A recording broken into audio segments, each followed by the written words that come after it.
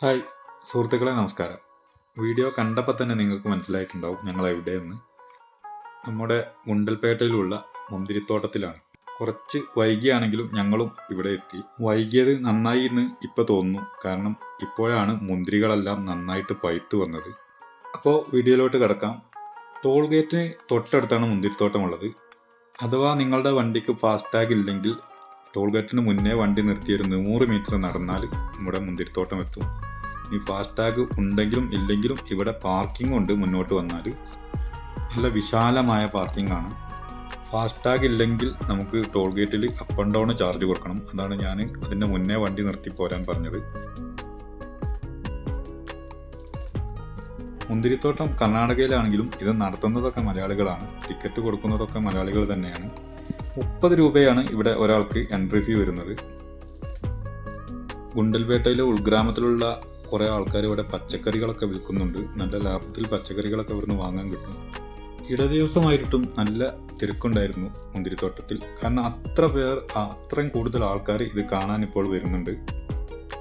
മുന്തിരി നല്ല പഴുത്ത് നിൽക്കുന്ന സമയം ഇപ്പോഴാണ് കേട്ടോ.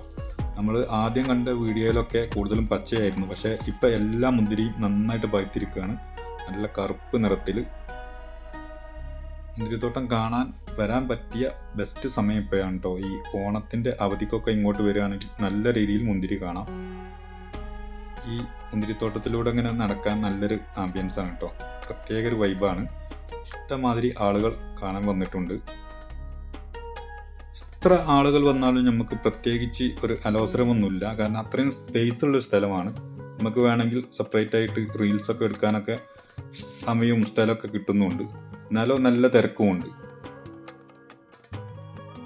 ഇതിനു മുന്നേ തേനിയിൽ പോയപ്പോൾ ഞങ്ങൾ ഇതേപോലെ മുന്തിരിത്തോട്ടത്തിൽ പോയിരുന്നു. അവിടെ ഇങ്ങനെ തിരക്കൊന്നുമില്ല, പക്ഷേ ഇങ്ങനെ ആൾ കൂടുന്നതും ഒരു രസമാണ്.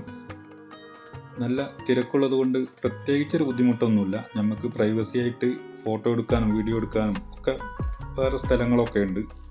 പക്ഷേ ഇവിടെയുള്ള പ്രധാന പ്രശ്നം മലയാളിയുടെ ആ തനി സ്വഭാവം ഇവിടെ കാണിക്കുന്നതെന്നതാണ്. എത്ര പറഞ്ഞാലും അനുസരിക്കാത്ത ആ ഒരു മോശം സ്വഭാവം. മുന്തിരി പറിക്കരുത് എന്ന് പറഞ്ഞിട്ടും എത്രയോ പേര് ഇപ്പോഴും അവിടെ നിന്ന് ഞങ്ങൾ കണ്ടതാണ് മുന്തിരി പറിച്ച് കഴിക്കുന്നത്. ഇത് കണ്ടില്ലേ, ഈ കൊലയിലൊന്നും മുന്തിരിയേ ഇല്ല. ഈ കാണുന്ന കൊലയിലുള്ള മുന്തിരികളൊക്കെ പറിച്ചു തിന്നതാണ്. വിഷാംശമുള്ള മരുന്നടിച്ച മുന്തിരിയാണ് അവർ കഴിക്കുന്നതെന്ന് അവർ മനസ്സിലാക്കുന്നില്ല. ചെറിയ കുട്ടികൾക്കൊക്കെ പറിച്ചു കൊടുക്കുന്നുണ്ട്. കുറേ റീൽസ് എടുക്കാനും വേണ്ടിയൊക്കെ മുന്തിരി പറിക്കുന്നത് കണ്ടു. നാളെ വരുന്നവർക്ക് ഈ കാഴ്ച ഒരുക്കി കൊടുക്കേണ്ടത് നമ്മുടെ ബാധ്യതയാണെന്നുള്ളൊരു ചിന്തയെ ആർക്കുമില്ല. ഇങ്ങനെ മുന്തിരി പറിച്ച് കഴിഞ്ഞാൽ പിന്നെ നാളെയോ മറ്റന്നാളൊക്കെ വരുന്നവർക്ക് ഈ കാഴ്ച കിട്ടുമോ?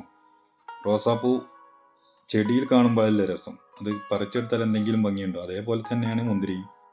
ഈ കാഴ്ച കാണാൻ വേണ്ടിയാണ് നമ്മളും അങ്ങോട്ട് പോയത്. ആ ഒരു ചിന്ത ആർക്കുമില്ല. മുന്തിരി കഴിക്കണമെങ്കിൽ ഏതെങ്കിലും കടയിൽ വാങ്ങി 1 കിലോ മുന്തിരി വാങ്ങി കഴിച്ചാൽ പോരെ. ഈ ഒരു മുന്തിരി കാണാനുള്ള കാഴ്ചക്ക് വേണ്ടിയല്ല നമ്മളും അങ്ങോട്ട് പോകുന്നത്. ഇത് നശിപ്പിച്ച് കളഞ്ഞാൽ പിന്നെ ഈ കാഴ്ച നമുക്ക് കിട്ടുമോ? ഏതായാലും ഈ മാസം അവസാനം വരെ ഈ മുന്തിരിത്തോട്ടം ഉണ്ടാകുമെന്നാണ് അറിയാൻ കഴിഞ്ഞത്. ഈ മാസം അവസാനത്തോടു കൂടി ഇത് വിളവെടുക്കും. കാണാത്തവരുണ്ടെങ്കിൽ എത്രയും പെട്ടെന്ന് വന്ന് ഈ കാഴ്ച കാണുക, കാരണം അത്രയും മനോഹരമായ കാഴ്ചയാണ്. എൻ്റെ പേര് മഹേന്ദ്ര. ഞാൻ നോക്കുന്നത് കൈ വെച്ചിട്ട് 3.5 കൊല്ലമായിട്ടുണ്ട്. 3.5 കൊല്ലമായി. ഇപ്പം 4ാമത്തെ വളവാണ്. 3 വളവ് എടുത്തിട്ടുണ്ട്. ഇത് ഉള്ളത് 4ാമത്തെ വളവാണ്. വർഷത്തിൽ ഒരു വളവാണ്? ഇല്ല, 2 വളവ്. 2 വളവ്. 6 മാസക്കൊന്ന് 6 മാസം. അപ്പോൾ ജനുവരിയിൽ ഒരു വളവെടുത്തു. ജനുവരി ഫെബ്രുവരി അങ്ങനെയൊന്നുമില്ല. ഈ വളവ് തീർന്നാൽ ഓണം കഴിഞ്ഞിട്ട് ഫുള്ള് കാലയാക്കില് 2 മാസം അങ്ങനെ തന്നെ എടുത്തു. 2 മാസം എടുത്തിട്ട് ഈ ഇലകളൊക്കെ മൂത്തിട്ട് പകുതി ഇല ചാടി പോകും. ഇനി പകുതി ഉള്ള സമയത്ത് വേപ്പ് പിണ്ണാക്ക്, പൊട്ടാസ്, DAP, ചാണകപ്പൊടി അതിൻ്റെ ചുവട്ടിലെല്ലാം കൊടുത്തിട്ട് 2 മാസം കഴിഞ്ഞിട്ട് പ്രൂണിങ് ആക്കും. നവംബർ മാസത്തിൽ പ്രൂണിങ് ആക്കും. പിന്നെ നവംബർ ഡിസംബറിൽ പ്രൂണിങ് ആക്കിയാൽ അപ്പോൾ ഏപ്രിൽ ആകുമ്പോൾ വരും. 6 മാസം ആകുമ്പോൾ പിന്നെ വന്നുള്ളത്. കൊല്ലത്ത് 2 വളവ്. മെയിൻ ഓണർ മലപ്പുറമാണ്, അസ്റഫ് ഖാൻ. മെയിൻ ഓണർ അവരെ.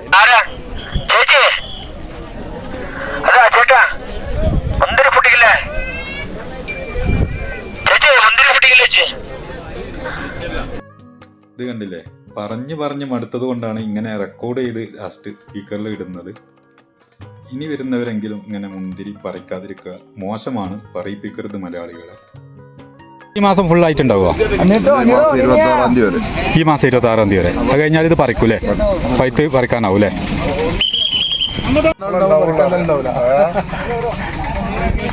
അത്രയും കൂടുതൽ പറിച്ചു തിന്നില്ലേ? പറഞ്ഞാൽ മനസ്സിലാകാത്തവർ.